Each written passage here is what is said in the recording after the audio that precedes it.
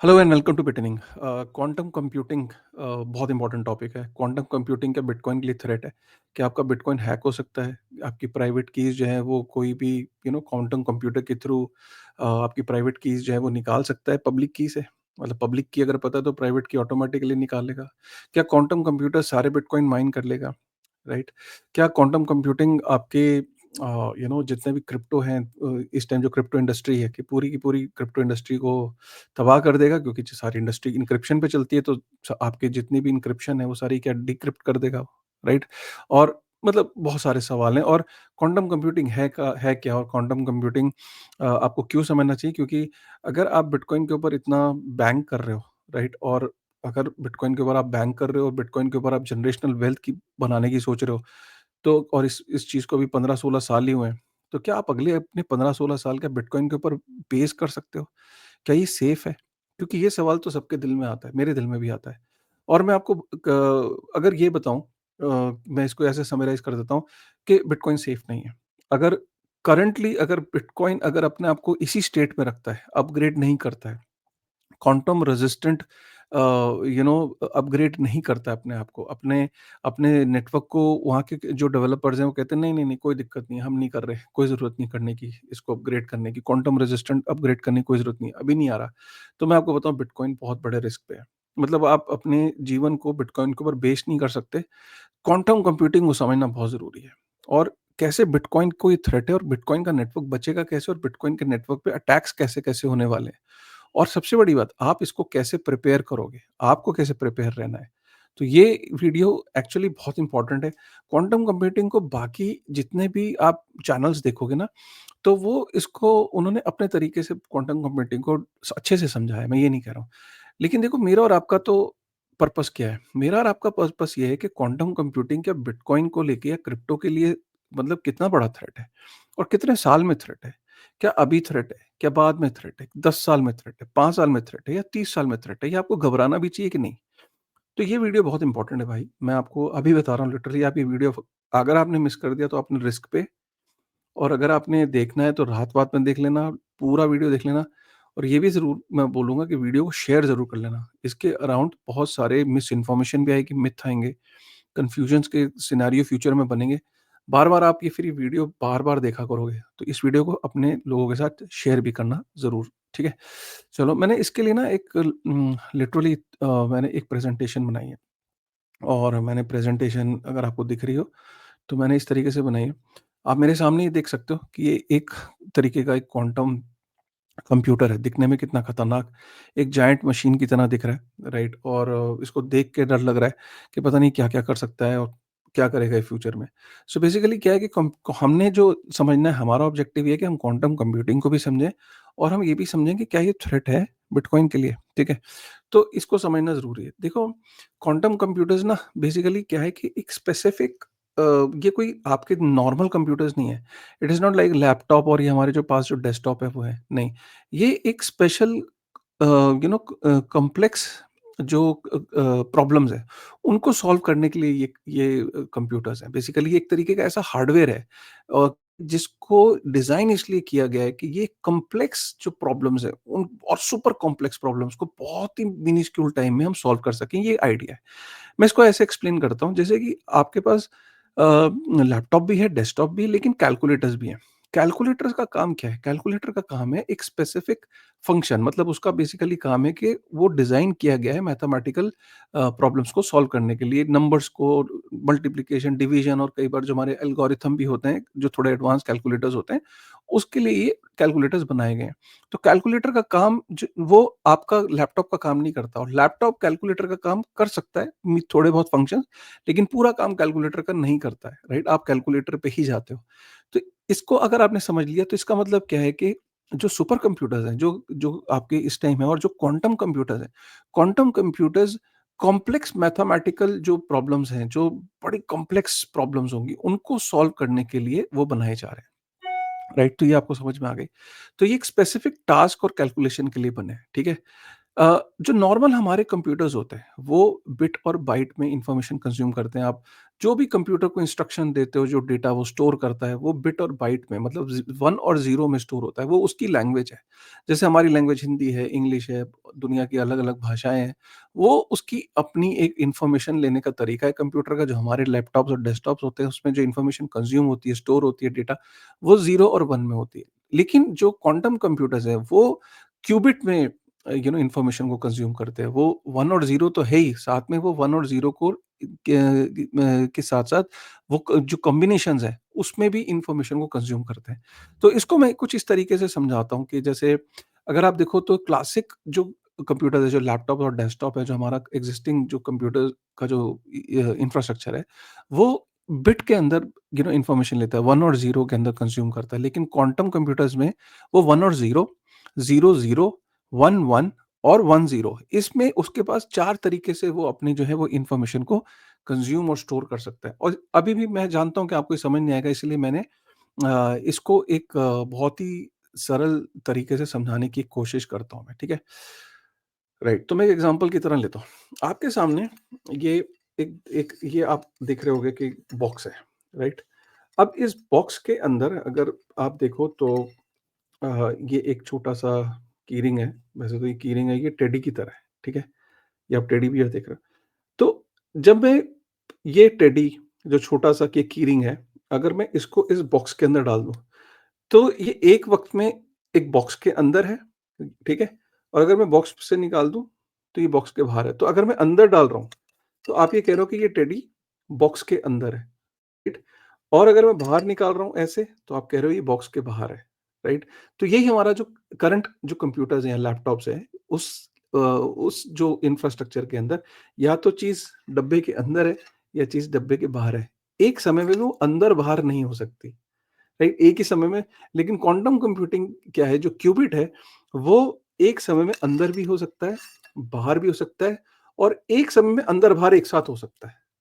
Can you imagine कि कोई चीज़ अंदर भी है और बाहर भी है एक साथ, राइट? तो ये जो पावर है इसकी क्वांटम कंप्यूटर की, कि एक ही समय में वो 0 भी है, 1 भी है, एक ही समय में 0, 1 भी है, 0, 0 भी है, 1, 1 भी है। जैसे कि टेडी जो है वो बॉक्स के बाहर भी है, टेडी बॉक्स के अंदर भी है और एक ही समय में अंदर और बाहर भी है।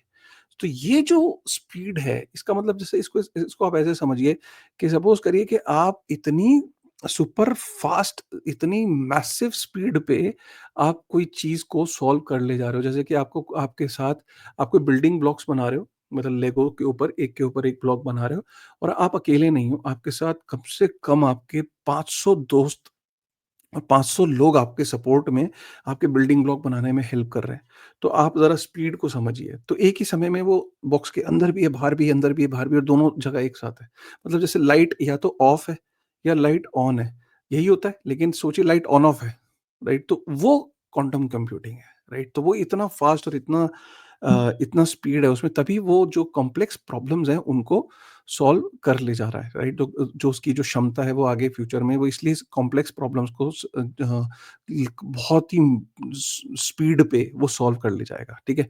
तो ये अगर आपको समझ में आ गया तो हम आगे बढ़ते हैं, ठीक है? राइट, तो आगे हम समझने की कोशिश करते हैं कि इसमें हमारा क्या है? हम मतलब यहाँ अगर ये चीज़ हो गई तो अब हमारा इसमें प्रॉब्लम क्या है? हम क्यों इतना डर रहे हैं या बिटकॉइन?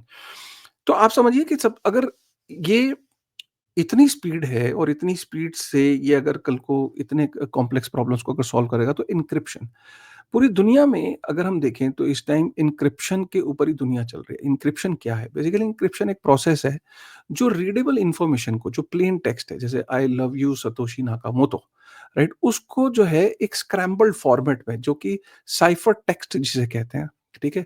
जो कि that can only be decoded back to its original form with the correct key. मतलब अगर आपको उस कोड को, जैसे I love you Satoshi Nakamoto को आपने कर दिया AXY 1239 आपने एक इन्फॉर्मेशन को डिकोड कर दिया, राइट? तो अगर आपने उस इन्फॉर्मेशन को डिकोड कर दिया, तो वो इन्फॉर्मेशन तभी आपको पता लग पाएगी अगर आपके पास करेक्ट की है डिकोड करने के लिए, जिसे डिक्रिप्ट कहेंगे, ठीक है? तो it is like having a special lock on your message, ठीक है? जिस मतलब एक तरीके का ऐसा आपने आपने एक प्लेन टेक्स्ट है, उसको कोडिफाई कर दिया। अब उस अगर आपके पास राइट की है, तो ही आप उस इन्फॉर्मेशन को डिकोड कर पाओगे और जिसके पास वो की है, वही उस इन्फॉर्मेशन को डिकोड कर पाएगा, राइट? तो ये क्लियर हो गया। तो इसीलिए एन्क्रिप्शन पूरी दुनिया में यूज़ होती है। बहुत लोगों को लगता है कि एन्क्रिप्शन सिर्फ़ क्रिप्टो में यूज़ होती है, नहीं, बहुत बड़ी मिस्टेक है। सबसे पहले आप ये समझो कि अगर क्वांटम कंप्यूटिंग के द्वारा अगर क्रिप्टो हैक हो सकता है या बिटकॉइन हैक हो सकता है या बिटकॉइन की प्राइवेट कीज़ पता लग सकती हैं, तो आप ये समझो कि सबसे पहले उससे पहले तो ये चीज़ें होंगी। कौन-सी? टेक्स्ट मैसेजेस आपके सारे पढ़े जाएँगे। आपकी ईमेल सर्विसेज़, आपकी वॉइस एंड वीडियो कॉल्स, ये सब जो है वो कोई भी इनको देख पाएगा। ऑनलाइन सिक्योरिटी, आपके आपकी इंटरनेट, आपकी वेबसाइट सारी इनसिक्योर हो जाएँगी। आपके online banking, shopping, password, digital payments सब इनसिक्योर हो जाएँगे। आपके smartphone storage, computer hardware, computer की हार्ड ड्राइव्स, यूएसबी ड्राइव्स, ये सब क्लाउड स्टोरेज के अलावा remote work, VPNs, consumer data information, internal document secure, कोई ऐसी चीज़ आप मुझे बता दो जो आप कंप्यूटर में डील करते हो और वो सेफ रहेगी, कुछ भी नहीं। क्वांटम कंप्यूटिंग के आने के बाद सिर्फ थ्रेट क्रिप्टो को नहीं है या सिर्फ थ्रेट बिटकॉइन को नहीं है। इसके आने के बाद सारी चीज़ों को, पूरे इंटरनेट को थ्रेट है, आप ये समझ के चलो, ठीक है? इन क्रिप्टो में अगर हम बात करें तो आपको ये पता होना चाहिए कि जो पब्लिक की है, राइट? पब्लिक की है और जो प्राइवेट की है, ये होती अलग-अलग हैं, लेकिन ये मैथमेटिकली लिंक्ड होती हैं एक-दूसरे से, राइट? तभी आप देखते हो कि पब्लिक पब्लिक की पे आप इन्फॉर्मेशन मँगाते हो, राइट? जैसे आपने पब्लिक की है आपकी, बिटकॉइन का पब्लिक एड्रेस है, आपने उस पे बिटकॉइन मँगाया, राइट? तो उस बिटकॉइन एड्रेस का जो हर बिट एड्रेस का एक प्राइवेट की है, राइट? तो आप जब उस पब्लिक की पे कोई बिटकॉइन भेजते हो, तो आप उस प्राइवेट की से, राइट, उस बिटकॉइन को एक्सेस कर पाते हो, राइट? तो आपको ये लगता है कि प्राइवेट की तो में अलग है और पब्लिक की अलग है, बट एक्चुअल में मैथमेटिकली दोनों लिंक्ड है, राइट? इट्स लाइक, मैं आपको एक एग्जांपल देता हूँ यहाँ पे। जैसे ये ईमेल होता है, ईमेल आपका है सपोज rajesh@gmail.com। अगर किसी को आपका ये पब्लिक एड्रेस पता है, rajesh@gmail.com, मुझे सपोज किसी को पता है। अब थ्योरेटिकली अगर आप देखो तो उसका कोई तो पासवर्ड होगा। अब वो बंदा रैंडमली ट्राई मारता रहे कि यार इसका पासवर्ड क्या होगा? मारता रहे, मारता रहे, मारता रहे, मारता रहे। जितना टफ पासवर्ड होगा उतना टफ, मुश्किल मुश्किल से पता लगेगा, जितना ईज़ी होगा उतना आसानी से कभी न कभी वो पासवर्ड सही बैठ जाएगा, राइट? तो इसका मतलब आपकी जो पब्लिक की है, उसकी एक प्राइवेट की है, उसको रैंडमली गेस किया जा सकता है, चाहे वो कई 100 साल लग जाएँ, राइट? इधर भी आपका जो पब्लिक की है और प्राइवेट की है, ये मैथमेटिकली इंटरलिंक्ड होते हैं और ये यूनिक होती है प्राइवेट की उस पब्लिक की के लिए, राइट? तो आपकी इन्फॉर्मेशन अगर आप देखो यहाँ पे एक तरह से इन्फॉर्मेशन चली, उसको यहाँ एन्क्रिप्ट किया और वो एन्क्रिप्ट करके डिक्रिप्ट हो रही है आपकी प्राइवेट की के द्वारा, राइट? तो प्राइवेट की और पब्लिक की इंटरलिंक्ड होती है मैथमेटिकली, ठीक है? तो सोचो कि अगर आपकी पब्लिक की के द्वारा प्राइवेट की को निकाल लिया जाए, इट्स लाइक कि आपके जीमेल का एड्रेस है और जीमेल के एड्रेस से आपका पासवर्ड जो है वो ड्राइव कर लिया जाए, तो हर चीज़ थ्रेट में आ जाएगी। मतलब ये इतनी फास्ट कैलकुलेशन होगी जिसको आज कई 100 साल लगेंगे, कई साल लगेंगे डिपेंडिंग अपॉन, तो आज आप सोचो कि वो कल को कितना आसान हो जाएगा, राइट? प्रॉब्लम क्या है, इस टाइम ये क्यों नहीं हो पा रहा? आप ये कहोगे कि किस स्टेज में और कैसे, मतलब ये अभी क्या सिनेरियो है? सिनेरियो अभी ये है कि अभी बिल्कुल बच्चा जैसे जन्म लिया है, बच्चे ने बिल्कुल जन्म लिया, आप इसको ऐसे समझो कि जो क्वांटम कंप्यूटिंग है वो अभी बिल्कुल भी स्टेबल नहीं है, राइट? और अ, उसको जो टेम्परेचर चाहिए होता है, बहुत ही लो टेम्परेचर में वो काम करता है, बिल्कुल स्टेबल नहीं है और इतना एरर देता है ना, मतलब आपको सही रिज़ल्ट देने से पहले कई बारी उसके अंदर एरर आते हैं और एरर उसके थोड़े से भी अगर टेम्परेचर में ऊपर-नीचे हुआ, थोड़ा-सा भी कुछ उसका जो एनवायरनमेंट है उसमें चेंजेज़ हुए, तो वो आपको गलत रिज़ल्ट देना शुरू करेगा। और जो वो सही रिज़ल्ट भी देता है, वो माइक्रो सेकंड के लिए सही रिज़ल्ट देता है। मतलब ये नहीं कि आपको रिज़ल्ट बहुत लंबे समय के लिए दे रहा है। बस वो रिज़ल्ट देगा और खत्म हो जाएगा, मतलब so you have to be very, मतलब इट इज़ लाइक इतने एक्सपेरिमेंटल स्टेजेस में है क्वांटम कंप्यूटर्स कि ये आप ये बोलोगे कि अभी इससे क्या हो सकता है, हम उस पे चलेंगे कि विलो के आने के बाद क्या होगा, अगली स्लाइड में मैं बताऊँगा। लेकिन आप इसको अभी ऐसे लेके चलोगे जैसे छोटा बच्चा सिर्फ़ रो सकता है। हाथ-पैर चला सकता है, इधर-उधर गर्दन घुमा सकता है, अभी यही कर सकता है, लेकिन उसको बाकी दुनिया का भी कुछ नहीं पता। बट क्या बच्चा बड़ा नहीं होगा? डेफ़िनिटली सारे बच्चे बड़े होते हैं, ठीक है? और सब कुछ सीखते हैं, चलना सीखते हैं, खाना सीखते हैं, बैठना सीखते हैं, उठना सीखते हैं। आप इसको ऐसे लेके चलो। तो ये आपकी ये एनालॉजी मैं बच्चे से कंपेयर कर रहा हूँ, बट बच्चा आ गया है। इम्पोर्टेंट है कि बच्चा आ गया है। ये इम्पोर्टेंट है, ठीक है? उसके बाद ये आया कैसे? अब इसमें इसमें इश्यू क्या है? ये इतना बज़ क्यों क्रिएट हो रहा है? ऐसा क्या हो गया कि अचानक कि सारे पैनिक हो रहा है? भई सबसे बड़ी बात है कि क्वांटम कंप्यूटिंग जो है वो इसका जो एक चिप है, विलो, एक एआई चिप है जो गूगल ने जो है वो इंट्रोड्यूस कर दिया है, ठीक है? और ये गूगल क्या कह रहा है? गूगल ने ना एक ब्लॉग जो है वो किया है, ब्लॉग। उस ब्लॉग के अंदर क्या लिखा है? उस ब्लॉग में ये लिखा है कि आप इसको देखो, the first is that Willow can reduce errors exponentially as we scale up using more qubits, ठीक है? तो गूगल ये कह रहा है कि जो क्वांटम कंप्यूटर है, राइट, उसके अंदर हम जैसे ही ज्यादा क्यूबिट, लॉजिकल क्यूबिट हम जब ऐड करते हैं, राइट, तो आप इसको इस तरीके से समझो, इस वाली मशीन के अंदर, ये जो राइट साइड पे मशीन है, इसके अंदर जब लॉजिकल क्यूबिट ऐड करते हैं, तो ये जितना ज़्यादा इसको लोड डालते हैं, कहने का मतलब ये है, ये उतना अनस्टेबल होता चला जाता है। जैसे कि हम इसकी जब कैलकुलेशंस की स्पीड बढ़ाते हैं, मतलब इसके कि भई तू और ज़्यादा कैलकुलेट कर, इसके कैलकुलेशन को बढ़ाने की कोशिश करते हैं, मतलब इसमें जब हम लॉजिकल क्यूबिट ऐड करते हैं, तो ये अनस्टेबल हो जाता है। तो गूगल ये कह रहा है कि और एरर जो है वो देने लगता था। लेकिन अब ये कह रहे हैं कि हमने 30 साल लगे हमें, 30 इयर्स लगे, लेकिन हमने फाइनली विलो जो चिपसेट्स जो है उसके द्वारा अब विलो जो चिपसेट को अगर हम यूज करते हैं, तो अब जो क्वांटम कंप्यूटर है वो उसके अंदर एरर कम हुआ है और अब वो स्टेबल रिजल्ट देना शुरू कर दिया है। इसका वो ये उन्होंने एक एग्जांपल दिया कि अब जो एक उन्होंने बेंचमार्क कंप्यूटेशन करी, जो कि इस क्वांटम कंप्यूटर ने विलो चिपसेट के साथ 5 मिनट के अंदर सॉल्व कर दिया, जो कि इस समय का दुनिया का जो फास्टेस्ट सुपर कंप्यूटर है, उसको 10 septillion, 10 raise to the power 25 years लगेंगे। उफ़! मतलब ये सोचो, 10 सेप्टिलियन मतलब 10 raise to the power 25 years लगेंगे, जो सुपर कंप्यूटर ने विलो चिपसेट के साथ 5 मिनट में कर दिया। Can you imagine? तो विलो की जर्नी 10 साल पहले हुई थी और आज 10 साल बाद वो इस लेवल पे पहुँचे हैं, और अभी भी ये लेवल कुछ नहीं है, क्योंकि अभी भी जो क्वांटम कंप्यूटर है, उसके अंदर जो जो क्यूबिट अभी यूज़ हुआ है, वो 1 लॉजिकल क्यूबिट यूज़ हुआ है। सोचिए 1 लॉजिकल क्यूबिट ने कितनी इन्फॉर्मेशन जो है वो प्रोसेस कर दी, राइट? और यहाँ पे ये भी है कि एक ये सबसे बड़ी बात ये है कि 5x इम्प्रूवमेंट है, जो एरर जो आते थे, जो क्वांटम कंप्यूटर्स के जो एरर की जो सबसे बड़ी प्रॉब्लम होती है, उस एरर को रिड्यूस कर दिया है। तो ये एक बहुत बड़ी अचीवमेंट है। राइट? अगर आप यहाँ देखो, ये एन्क्रिप्शन आप देख पा रहे होंगे, तो हमारे लिए इम्पोर्टेंट क्या है? जो बिटकॉइन के अंदर जो है SHA-256 एल्गोरिथम यूज़ होती है, राइट? और ये SHA-256 एल्गोरिथम माइनिंग में यूज़ होती है, और जो एड्रेसेस होते हैं वो भी SHA-256 के थ्रू जो है एड्रेसेस जो हैं वो जनरेट होते हैं, जो पब्लिक की आप देखते हो, ठीक है? अगर आप ये देखो, यहाँ पे लिखा है आई लव सतोशी नाकामोटो, उसने क्या करा, SHA-256 में क्या होता है, आप कोई भी प्लेन इन टेक्स्ट डालते हो इनपुट, और ये डिकोड हो गया, आप आउटपुट में देख रहे होगे, ये अल्फा न्यूमेरिक नंबर हो गया। अब ये अल्फा न्यूमेरिक नंबर से आप क्या गेस कर सकते हो कि I I love Satoshi Nakamoto? Theoretically आप गेस कर सकते हो, लेकिन कई 100 साल, 1000 साल लग जाएँगे आपको ये गेस करते-करते। और आज के डेट में जो कंप्यूटर्स हैं, उनको भी कई साल लग जाएँगे ये गेस करते-करते। तो ये बेसिकली क्या है कि अगर सपोज़ करिए कि इसको कोई गेस करना आसान हो जाए, तो फिर तो बिटकॉइन का नेटवर्क ही क्या रहेगा? कुछ भी नहीं।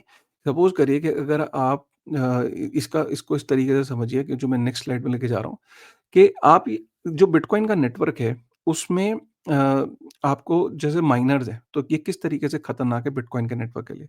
अगर कोई माइनर है, उसको अगर बिटकॉइन के ब्लॉक को माइन करना है, तो उसको नॉन्स ढूँढना पड़ता है। नॉन्स क्या है? नॉन्स बेसिकली क्या है कि भई अगर बिटकॉइन के नेटवर्क को उस समय माइन करने के लिए जो नंबर है, जो हम हमें एक ऐसा हैश फंक्शन आना चाहिए, मतलब हमें ऐसा नॉन्स ढूँढना है, जिससे हमारा जो हैश फंक्शन जो आएगा, जो हैश जनरेट होगा, उसके अंदर 8 ज़ीरो होने चाहिए। जैसे आप देख सकते हो ये रेड कलर में यहाँ पे 8 ज़ीरो होने चाहिए। सपोज़ उस समय की जो डिफ़िकल्टी, जो उस समय की डिमांड चल रही है माइनर से, कि भई वो आप नंबर लेके आओ जिसमें 8 ज़ीरो है। मैं इसको बहुत सिंपल तरीके से समझा रहा हूँ। तो अब वो नंबर कौन-सा होगा? तो जैसे यहाँ पे एक उस नंबर को जो जो नंबर होता है, वो नंबर ढूँढने के लिए मैथमेटिकल कैलकुलेशंस लगती हैं, राइट? अब वो नंबर सपोज़ यहाँ पे आप देख रहे हो कि 2307 है, तो सामने वो एक नंबर आ गया, एक एक SHA-256 के अंदर ये सारी जब इनपुट्स हुए, version, previous block ID, Merkle root time, bits, जब हमने ये इन्फॉर्मेशन इनपुट करी तो SHA-256 ने उसे डिकोड करके एन्क्रिप्ट करके ये हैश जनरेट किया। इस हैश के अंदर आप देख रहे होगे कि 8 ज़ीरो हैं या 7 ज़ीरो हैं, जितने भी हैं। अगर ये उस समय की जो माइनिंग का जो रूल है, उसमें अगर ये फिट इन होता है कि हाँ, ये इतने ज़ीरो आ गए, ठीक है, ये माइनर फर्स्ट है, इसने बिटकॉइन माइन कर दिया, रिवॉर्ड दे दिया जाए। अब सपोज़ करिए कि ये नंबर जो नॉन्स को ढूँढने के लिए ये इतना डिफ़िकल्ट होता है नंबर अभी करंटली, कि अगर एटम में पूरे यूनिवर्स में एक एटम ढूँढने के बराबर, सोचिए एक एक कण ढूँढने के बराबर इतना मुश्किल होता है।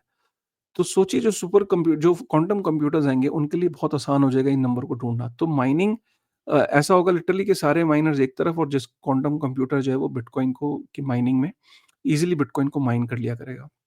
ये नंबर ढूँढना उसके लिए दाएँ हाथ का काम होगा, जैसे आप अभी देख रहे थे, ठीक है? तो एक तो ये बिटकॉइन माइनिंग के लिए बहुत बड़ा थ्रेट है, राइट?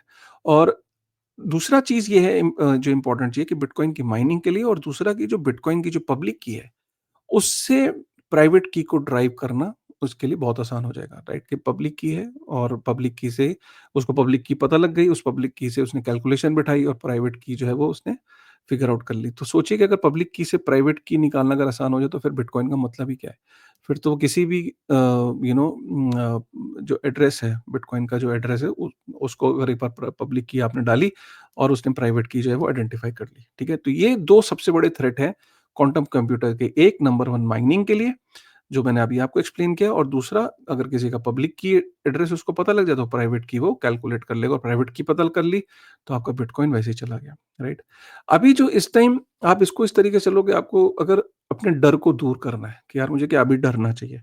अभी जो है ना, आप सोचो कि जो गूगल का जो विलो क्वांटम चिप है, उसके अंदर जो लॉजिकल बिट्स हैं, वो एक लॉजिकल बिट है। ठीक है? जो जो इस वक़्त पूरे जो इंटरनेट है, आप ये समझो, जो इंटरनेट पे जो एन्क्रिप्शन चलती है, जो सेंसिटिव डेटा जो सिक्योर करने के लिए, वो जो एल्गोरिथम चलती है वो RSA 2048 एल्गोरिथम चलती है, जो एन्क्रिप्शन की, राइट? जो स्टैंडर्ड चलता है RSA 2048। तो उसको क्रैक करने के लिए 4000 क्यूबिट्स चाहिए। और SHA-256 जो बिटकॉइन जिस पे चलता है, जो बिटकॉइन का जो एल्गोरिथम है, जो माइनिंग में यूज़ होता है, जिससे पब्लिक कीज़ जो हैं, जो पब्लिक एड्रेसेस जो हैं वो रिलीज़ होते हैं। तो आप सोचिए उसको करने के लिए, उसको क्रैक करने के लिए 8000 लॉजिकल क्यूबिट चाहिए। तो अब आप खुश हो गए होंगे, है ना? अरे यार! अरे अभी तो हम सेफ हैं। देखो बिल्कुल सेफ है। लेकिन ये कितने साल रहेंगे? मतलब आप इसको इसको इस तरीके से समझिए कि कई कंपनीज़ चुपचाप कर रही होंगी। चाइना चुपचाप क्वांटम कंप्यूटिंग का काम कर रहा होगा। अभी जो करंटली अगर हम इस नंबर को ही पकड़ें, तो ये अभी कम से कम 35 से 30 से 35 साल लगेंगे 8000 क्यूबिट करने में। लेकिन कुछ कंपनीज़ चुपचाप कर रही होंगी, कुछ कंट्रीज़, अब होड़ मचेगी, क्वांटम कंप्यूटिंग में होड़ मचेगी कि कौन-सा देश जो है वो जल्दी अपने क्वांटम कंप्यूटिंग के थ्रू, क्योंकि अब क्वांटम कंप्यूटिंग की वॉर होने वाली है। एक देश दूसरे देश पर अटैक करेगा, डेटा को वो कौन-सा देश नहीं चाहेगा कि किसी और पर्टिकुलर देश के वो पूरे सिस्टम पे अटैक करे।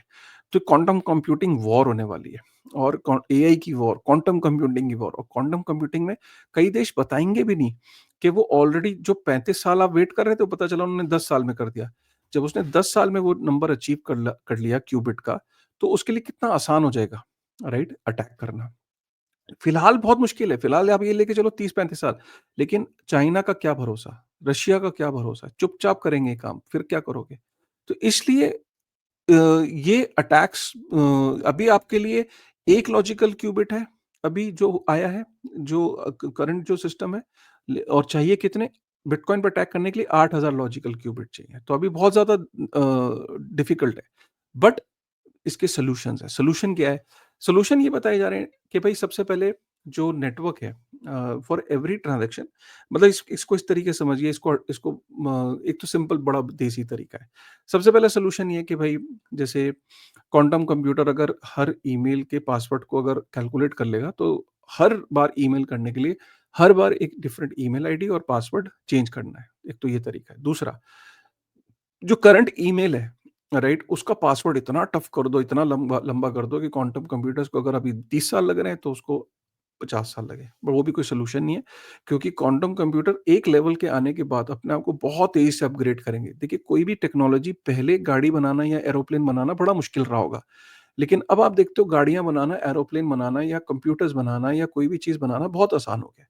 पहली चीज़ बनाना मुश्किल होता है। तो अगर हम देख रहे हैं शुरू में ये डेवलपमेंट, अब हर कंपनी गूगल के अलावा चाइना से लेके रशिया, हर कंपनी इसमें डेवलपमेंट करेगी और ये बहुत आसान होगा करंट सिस्टम्स को अपग्रेड करना। तो एक सॉल्यूशन जो यहाँ पे लोग बताते हैं कि इस इकोसिस्टम में कि बिटकॉइन के लिए या क्रिप्टो के लिए हर बार ट्रांज़ैक्शन के लिए एक अलग पब्लिक की और यूज़ करनी पड़ेगी। आप एक पब्लिक की को 2 बार यूज़ नहीं कर सकते। तो ये कितना ऑकवर्ड होगा, ये इकोसिस्टम ग्रो कैसे करेगा कि हर बार ट्रांज़ैक्शन के लिए आप पब्लिक की और प्राइवेट की कर रहे हो। प्लस आप डीफाई का इकोसिस्टम कैसे क्रिएट कर पाओगे? बहुत सारे चैलेंजेस हैं। तो आप ये हर बारी ट्रांज़ैक्शन के लिए पब्लिक की और उसकी प्राइवेट की डिफरेंट करना, ना तो ये मास अडॉप्शन होगा, ना ये ग्रो करेगा एंड ये कोई सॉल्यूशन नहीं है, ना इसके ऊपर आप कोई एप्लीकेशंस बना पाओगे। दूसरी जो चीज़ आती है वो आती है क्वांटम रेजिस्टेंट नेटवर्क अपग्रेड, मतलब कि जो हमारा करंट जो हमारी जो एन्क्रिप्शन है SHA-256 है, राइट? हम कैसे अपने नेटवर्क को और बेटर एन्क्रिप्शन पे, एडवांस एन्क्रिप्शन मॉडल्स पे ले जाएँ, ताकि हमारे वो क्वांटम रेजिस्टेंट हो के जब तक क्वांटम कंप्यूटर अपने आप को अपग्रेड करके लाता है और वो अटैक करता है, तो तब तक वो नेटवर्क जो है वो अपग्रेड हो जाए, राइट? अब इसमें भी चैलेंज है। अब आप बोल रहे हो कि चैलेंज सबसे पहला क्या है? बिटकॉइन के नेटवर्क में क्या होता है कि सबसे पहले कोई एक सिंगल आदमी डिसीजन नहीं लेता। वहाँ पे कोर कंप्यूटर्स होते हैं, माइनर्स होते हैं, वो सब डिसाइड करेंगे। बड़ा लंबा प्रोसेस, प्रपोज़ल्स आएँगे, सब चीज़ें होंगी, उसमें मंथन होगा, ऑलरेडी शुरू हो चुका है और वहाँ पे ये होगा कि यार नेटवर्क को अपग्रेड कैसे करें? नेटवर्क को अपग्रेड करने के लिए आपको सबसे पहले क्या करना पड़ेगा कि जो आपकी जो क्वांटम रेजिस्टेंट जो पब्लिक एड्रेसेस हैं, उस पे अपने बिटकॉइन को ट्रांसफ़र करने पड़ेंगे। अब यहीं पे सबसे बड़ी गड़बड़ होने वाली है। क्वांटम आपको एक एक क्वांटम रेजिस्टेंट एक वेपन से बचने के लिए आपको क्वांटम रेजिस्टेंट कवच पहनना पड़ेगा, एक बुलेट प्रूफ जैकेट पहननी पड़ेगी। मतलब अपने बिटकॉइन को क्वांटम रेजिस्टेंट पब्लिक एड्रेसेस पे भेजना पड़ेगा सपोज़। जब आप क्वांटम रेजिस्टेंट पब्लिक एड्रेस पे भेजोगे, तो इसका मतलब क्या है कि आपको जो पूरा नेटवर्क है वो अपग्रेड करना पड़ेगा, राइट? अब इसमें क्या इश्यू है? इसमें ये इश्यू है कि जो जो बिटकॉइन खो गए हैं, तो माना ही जाता है कि 3 से 4 मिलियन जो बिटकॉइन है, जो टोटल सप्लाई के, वो खो दिए गए हैं, राइट? तो 20% सप्लाई जो बिटकॉइन की, वो हमेशा के लिए खो दी गई है, राइट? या तो प्राइवेट कीज़ या हार्ड ड्राइव्स या डेथ हो गई या जो सतोशी नाकामोटो के वन वॉलेट में 1.1 मिलियन है, टेक्निकल एरर्स हैं। तो ये जो बिटकॉइन है, इसका क्या होगा? क्योंकि बाकी लोग तो अपने आप को क्वांटम रेजिस्टेंट उस पे माइग्रेट कर लेंगे। लेकिन बाकियों का क्या होगा? बाकी तो कर नहीं पाएँगे, जो बाकी जो खो चुके हैं। फिर क्वांटम कंप्यूटर क्या करेगा कि वो जाएगा और ये 3 से 4 मिलियन बिटकॉइन को जो है वो माइन कर लेगा। जब वो माइन कर लेगा तो जिसके हाथ ये बिटकॉइन लगेंगे, जो भी यूज़ करे क्वांटम कंप्यूटिंग को यूज़ करके इन बिटकॉइन को माइन कर लेगा, तो जब इनको माइन कर लेगा, वो क्या करेगा? मार्केट में जाके डंप कर देगा। क्लियर हो गया? सोचो कि 4 से 5 मिलियन बिटकॉइन वो माइन कर ले और माइन करने के बाद वो बिटकॉइन को डंप कर दे। पहली बात तो जिस दिन वो माइन करेगा, माइन कर ले गया, बाकी सारे जो एक्टिव थे वो तो माइग्रेट कर गए। ये 3 से 4 मिलियन माइग्रेट नहीं कर पाए और वैसे भी सारे लोग माइग्रेट कर नहीं पाते। कई लोगों को तो पता भी नहीं चलेगा, राइट? जैसे कि डिमोनेटाइजेशन में क्या सबने नोट बदल लिए थे, आज भी ऐसे कई लोग होंगे जिनके पास पुराने 500 के नोट निकलेंगे और बोलेंगे यार मुझे तो पता ही नहीं था। राइट? तो ऐसे ऐसा ऐसा होगा, तो जब ऐसा होगा तो मार्केट के अंदर एक ऑलरेडी ये एक चैलेंज बन के निकलेगा, एक बड़ी गलत न्यूज़ आएगी कि यार बिटकॉइन जो है वो हैक हो गया। क्वांटम कंप्यूटर ने पुराने वाले बिटकॉइन उसके हाथ में आ गए और उसने वो एड्रेसेस हैक कर ली, तो वैसे ही मार्केट में बहुत ज़्यादा पैनिक न्यूज़ आएगी और ऊपर से वो मार्केट में अगर वो डंप करने की फिराक करता है, कोई सपोज़ गवर्नमेंट माइन करके उसको मार्केट में डंप कर देती है, तो बिटकॉइन का प्राइस क्रैश कर जाएगा। नंबर 1 इसको लेके जो है बहुत बड़ी बहस छिड़ेगी। एक टाइम ऐसा आएगा जैसे ये सबसे पहली प्रॉब्लम क्या है कि सबसे जो वल्नरेबल है ना वो सतोशी नाकामोटो के 1.1 बिलियन जो बिटकॉइन है वो बड़े रिस्क पे है। क्योंकि जो अर्ली बिटकॉइन एड्रेस थे जो सतोशी नाकामोटो ने यूज़ किए थे उसने ईसीडीएसए सिग्नेचर यूज़ किए थे without any additional security measures. तो जो सतोशी नाकामोटो के एड्रेसेस हैं, पब्लिक एड्रेसेस हैं, वो बहुत वल्नरेबल है क्योंकि उसने बहुत सिंपल ईसीडी ऐसे सिग्नेचर्स का इस्तेमाल किया था, जो क्वांटम कंप्यूटिंग के लिए बहुत आसान है। सबसे पहले क्वांटम कंप्यूटिंग जो अटैक करेगा, वो इन एड्रेसेस को करेगा जो कि बहुत ही सिंपल सिक्योरिटी मेजर्स के साथ बनाए गए थे। आज के जो बिटकॉइन एड्रेसेस हैं वो P2PKH और भी एडवांस फॉर्मेट्स को यूज़ करते हैं ताकि क्वांटम कंप्यूटिंग से बचने के लिए, ठीक है?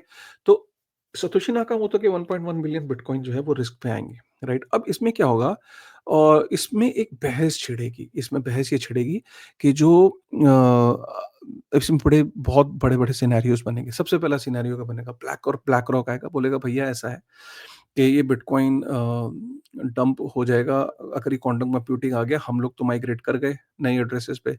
अब ये 4 से 5 मिलियन जो बिटकॉइन है, राइट? अब इनका क्या करना है, राइट? इसको मैं थोड़ा अ, स्क्रीन को चलो, तो 4 से 5 मिलियन बिटकॉइन का क्या करना है? तो लोग तो कहेंगे क्या करना है? ठीक है। नहीं, हार्ड फोर्क करो। हार्ड फोर्क करने के बाद रूल्स चेंज करते हैं। हार्ड फोर्क में रूल्स ये करो कि जो सतोशी नाकामोटो वाले जो बिटकॉइन है, राइट? या जितने भी जो लॉस्ट हुए 4 से 5 मिलियन बिटकॉइन से सप्लाई बढ़ा दी जाए, राइट? नंबर 1 ये हो सकता है। दूसरी चीज़ ये हो सकता है कि जो हम लोग अब हार्ड फोर्क कर रहे हैं, राइट? तो हार्ड फोर्क में माइनर्स और 51% जो हैश पावर एक्युमुलेट करके और जो सतोशी नाकामोटो के जो बिटकॉइन है, जो लेजर में जो रिकॉर्डेड है, उसे डिलीट कर दिया जाए।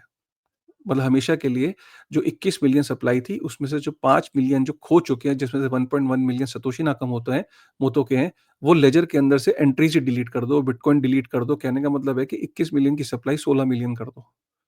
तो ना वो बिटकॉइन रहेंगे, ना वो डंप हो पाएँगे। अब आप कहोगे कि लेजर में कैसे बदल सकते हैं? भई लेजर में ऐसे बदल सकते हैं कि अगर सारे माइनर्स मिलके 51% हैश पावर आपको चाहिए होती है, उस टाइम की जो करंट जो हैश पावर चल रही होती है, अगर आपने उसका 51% हैश रेट एक्यूमुलेट कर ली, तो आप लेजर के अंदर चेंजेस कर सकते हो, डबल स्पेंडिंग कर सकते हो और लेजर के अंदर आप चेंजेस में आप क्या करोगे? जो सतोशी नाकामोटो की या जो बिटकॉइन जो खो चुके हैं, उन सारे एड्रेसेस के अंदर जाके उन बिटकॉइन को डिलीट कर दोगे। ये प्रपोज़ल कौन दे सकता है? ये ब्लैक रॉक दे सकता है अपनी जान बचाने के लिए या बिटकॉइन डंप ना हो जाए उसके लिए। माइक्रो स्ट्रैटेजी ये दे सकता है कि बिटकॉइन डंप ना हो जाए। फिर तो ये कैसे होगा? ये हार्ड फोर्क के थ्रू होगा जब कोड के अंदर आप चेंजेस करोगे। क्योंकि कोड के अंदर आप चेंज क्या करोगे? कोड के अंदर आप चेंज करोगे कि जब सप्लाई डिसाइड करोगे, या तो सप्लाई आगे के लिए बढ़ा दो कि 5 मिलियन जो है 5 मिलियन जो बिटकॉइन है वो आगे सप्लाई में बढ़ा दिए जाएँ कि फ्यूचर के लिए, राइट? 26 मिलियन कर दो। राइट? तो इस तरीके से कुछ बात हो जाए या कि उसको डिलीट कर दो, पिछले वाले को। अब हार्ड फोर्क क्या होता है? भई हार्ड फोर्क क्या होता है कि भई एक चेन है जो ओरिजिनल चेन है, जो चली आ रही थी। अब उसमें कुछ इश्यूज़ आ रहे हैं तो एक नई चेन का प्रपोज़ल आया कि भई नए रूल्स के साथ बना लो। अब ज़रूरी नहीं है, अब 2 भागों में जब चेन स्प्लिट होती है, तो ज़रूरी नहीं है कि जो नई चेन है उस पे सारे लोग माइग्रेट करते हैं। अब यहाँ फिलॉसफिकल लड़ाई होगी। कुछ लोग ये बोलेंगे कि भई होने दो। हम लेजर के अंदर चेंज नहीं कर सकते क्योंकि बिटकॉइन आज तक जो यहाँ तक पहुँचा है वो इसीलिए पहुँचा कि इम्यूटेबिलिटी ऑफ लेजर के लेजर में कोई चेंजेस नहीं हो सकते। सप्लाई हमेशा 21 मिलियन रहेगी। ये फिलॉसफिकल एंगल है जो बहुत लोग सोचते हैं। जो लोग इसमें बिलीव करेंगे, वो क्या क्या करेंगे? वो कहेंगे कि भाई 21 मिलियन बिटकॉइन ही रहना चाहिए और अगर किसी क्वांटम कंप्यूटर के थ्रू अगर 5 मिलियन बिटकॉइन किसी ने माइन भी कर दिए, कर लेने दो माइन, डंप कर लेने दो। लेकिन एटलीस्ट जो जो उसकी बिटकॉइन की स्टैंडिंग है, जो उसकी यूनिक सेलिंग प्रोपोज़िशन है, जो उसका बिलीफ है, इतने सालों से 30-40 सालों से जो उसका बिलीफ है, जब आज तक उसमें कोई चेंज नहीं आया तो अब क्यों चेंज करना? तो ये फिलॉसफिकल लड़ाई हो जाएगी। फिलॉसफिकल लड़ाई के अंदर फिर ये देखा जाएगा कि कौन-सी चेन को सबसे ज़्यादा सपोर्ट है माइनर्स के द्वारा। अब क्योंकि ब्लैक रॉक के ज़्यादातर इन्वेस्टमेंट जो है वो उसने कर रखी है माइनिंग कंपनीज़ के अंदर। हो सकता है वो माइनिंग कंपनीज़ को मैनिपुलेट करे, उन्हें फ़ोर्स करे कि वो उसका साथ दें। बहुत बड़ी लड़ाई होने वाली है। उस टाइम पे इस केओस के अंदर वॉर होगी, फिलॉसफिकल लड़ाइयाँ होंगी, मार्केट का कुछ पता नहीं होगा, बिटकॉइन का प्राइस क्रैश कर रहा होगा। ये लड़ाइयों को जितनी जल्दी अच्छे तरीके से बैठ के अगर सॉल्व कर ले गए, तो नहीं होगा, लेकिन मुझे ऐसा लगता है कि चांसेस ज़्यादा हैं। तो इसलिए अभी बिटकॉइन का असली टेस्ट फ्यूचर में आपको देखने को मिलेगा। कब होगा? जब क्वांटम कंप्यूटिंग इस लायक हो जाएगी। कब होगी? दबे पाँव सारी कंट्रीज़ कर रही होंगी, कोई आपको पब्लिकली आके इनवाइट करके नहीं बताएगा, चिट्ठी नहीं भेजेगा। तो ये बात को समझ लो कि बहुत अचानक ही पता लगेगा कि क्वांटम कंप्यूटिंग का एक अटैक हो गया बिटकॉइन पे। तो बिटकॉइन के कोर कंट्रीब्यूटर्स को सबको अभी मिलके ये बैठना पड़ेगा और समझना पड़ेगा कि हमें अभी से बिटकॉइन के नेटवर्क को अपग्रेड करना पड़ेगा। हम 25 साल या 30 साल का इंतज़ार नहीं कर सकते। तो ये था भाई, हैप्पी न्यू ईयर 2025। लेकिन आपके दिमाग में ये भी चल रहा होगा कि यार ये सब तो ठीक है, आपने बाकी क्रिप्टो का क्या होगा? तो देखो, बाकी क्रिप्टो का भी मैं बता दूँ कि बाकी क्रिप्टो में काफ़ी सारे जो क्रिप्टो हैं, वो ऑलरेडी अपने आप को क्वांटम रेजिस्टेंट शुरू से कर रहे हैं। लेकिन वो इतने बड़े विशाल नेटवर्क नहीं है, वो उनके लिए कर लेना आसान है क्योंकि अभी उनके नथिंग एट स्टेक है। मतलब बिटकॉइन एक हाइली डिसेंट्रलाइज़ है, जो अपने आप को जल्दी करने में कर रहा है ना, तो वो सेंट्रलाइज़्ड नेटवर्क्स हैं, जहाँ पे अभी क्विक डिसीजन मेकिंग और अभी कर रहे हैं। सबसे ज़्यादा जो काम क्वांटम रेजिस्टेंस पे पहले से चल रहा है, वो इथेरियम पे चल रहा है। इथेरियम पहले से इस तरीके से विटालिक ने पहले इसको शुरू से काफ़ी दिन टाइम से वो इसका एडवोकेट है, वो बोलता है कि इथेरियम को we have to make a quantum resistant network. उसके ऊपर जितनी डेवलपमेंट हुई है, वो शायद ही किसी और नेटवर्क पे इतनी हुई है। छोटे-छोटे कुछ प्रोजेक्ट्स हैं, क्वांटम कंप्यूटिंग के नाम को आपको माल बेचेंगे, आप उल्लू मत बनना। वो कंपनियाँ हैं, वो छोटे-मोटे डिसीज़न जल्दी ले लेते हैं, बट वो डिसेंट्रलाइज़्ड प्रोजेक्ट्स नहीं होंगे। इस क्वांटम के नाम पे बहुत प्रोजेक्ट्स पंप होंगे, बहुत बड़े-बड़े बैग्स, बहुत अमीर बनेंगे लोग। आपको पता ही नहीं लगेगा, वो ठीक है, मतलब लेकिन आप उसमें मत आना, बिटकॉइन को डंप मत कर देना, छोड़ मत देना। जो मैं कह रहा हूँ, ये 25 साल, 15 साल, 10 साल तो मिनिमम लगेंगे, कोई कंट्री अगर दबे पाँव भी कर रही होगी। तो 10-15 साल के अंदर, लेकिन 10-15 साल के अंदर ये हो सकता है सिनेरियो। और लेकिन सिनेरियो आएगा उससे पहले, मार्केट के अंदर कियोस्क पहले होगा, ठीक है? कियोस्क क्योंकि पहले बुक होता है। उस दिन का वेट नहीं होता जिस दिन कियोस्क होगा, कियोस्क पहले से प्राइस इन होता है। समझ में आई? तो और बाकी जितने भी इकोसिस्टम है, उस पे सबको ये पता है और सब उस पे काम कर रहे हैं। अगर कोई सबसे बड़ा डिसेंट्रलाइज़्ड नेटवर्क है जो इस पे बहुत पहले से काम कर रहा है, वो इथेरियम की जो टीम है, इथेरियम के जो डेवलपर्स हैं, वो इस पे काम कर रहे हैं। बिटकॉइन फिलॉसफिकल लड़ाई से गुज़रेगा, क्योंकि वहाँ इतना आसान नहीं है। जब इतना बड़ा विशाल डिसेंट्रलाइज़्ड नेटवर्क को आपको अपग्रेड करना है, सोचो, सारे अपग्रेड नहीं कर पाएँगे। सतोशी नाकामोटो के वॉलेट्स का क्या होगा? उस पे बहुत लड़ाई होने वाली है। न्यू ईयर स्पेशल था, क्योंकि मैं चाहता था कि न्यू ईयर जब एंड हो रहा होगा, तो एक स्पेशल एपिसोड बनाने की कोशिश थी। मुझे उम्मीद करता हूँ कि पता नहीं मैं वो बना पाया कि नहीं, बट मुझे बहुत अच्छा लगा ये बनाने में। थोड़ा-सा लंबा ज़रूर है, बट ये ठीक है, it's okay, but this video is very important. अगर आपको लगता है कि नहीं, ये वीडियो बड़ा बहुत ही सॉलिड आपने बनाया है, अच्छी इन्फॉर्मेशन दी है, कमेंट का इंतज़ार रहेगा मुझे। और मैं अगर आप में से कोई ट्विटर पे है ना, अगर आप मुझे ट्वीट कर दोगे ना टैग करके कि यार ये था वो वीडियो जिसका इंतज़ार था, या वाक़ई इस वीडियो से बड़ी शानदार इन्फॉर्मेशन मिली, तो मैं ट्विटर पे यार आपको लिटरली रीट्वीट और कोट और थैंक यू बोलूँगा, प्लीज़। तो यहाँ तो कमेंट करना ही करना है। ट्विटर पे भी इंतज़ार रहेगा। Wishing you all a very, very happy new year 2025। खुश रहो, ठीक है? Thank you.